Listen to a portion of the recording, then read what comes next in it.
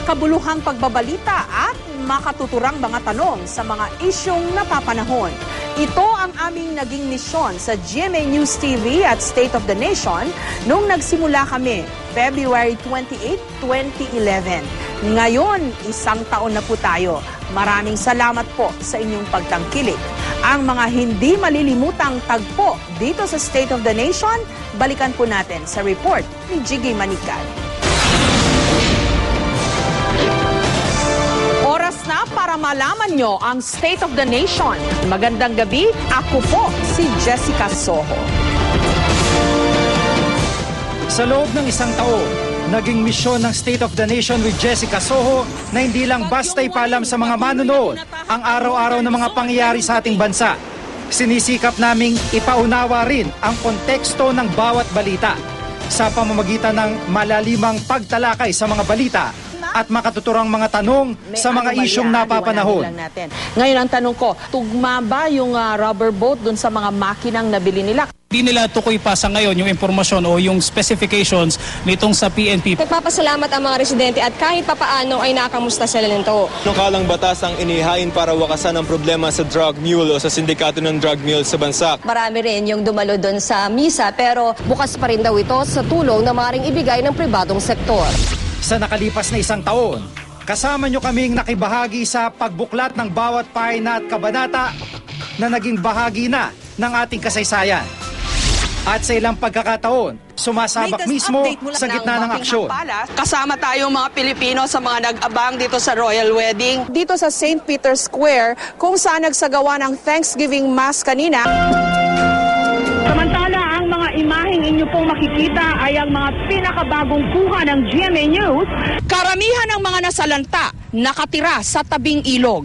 Jessica Soho is Jessica Soho. Ang isa sa mga pinaka-strengths ni Jessica is that aside from, just reading the news, she is also there habang nangyayari yung mga balita.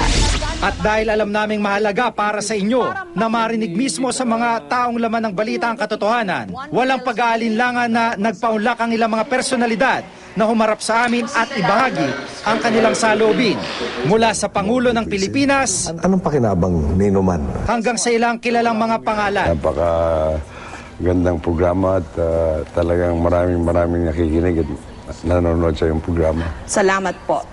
Some people disappeared, a lot of people were tortured, jailed. I cannot, It's a difficult question. No, it's not. It's just that... Yan sabi ko sa kanila na wala akong inalaman dito. Tapos na ba yung unos? Tapos na yung mga pagsubok? Okay naman. Wala namang problema.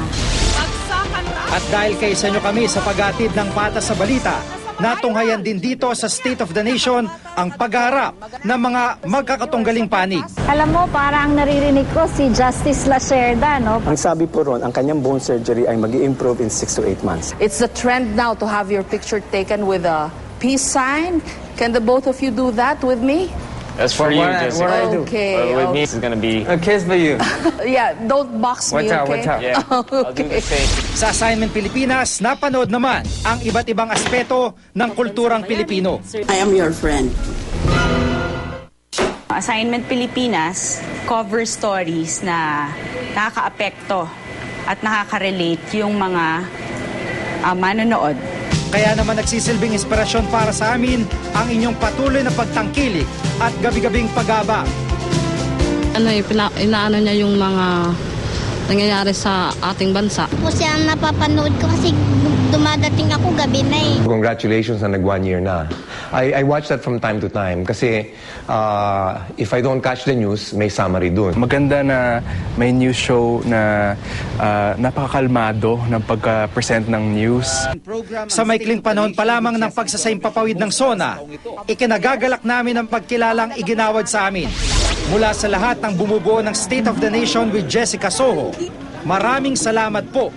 At makakaasa kayo sa aming patuloy na paghatid ng makabuluhang pagbabalita na sumasalamin sa katotohanan sa ating bayan. Jiggy Manikad, GMA News.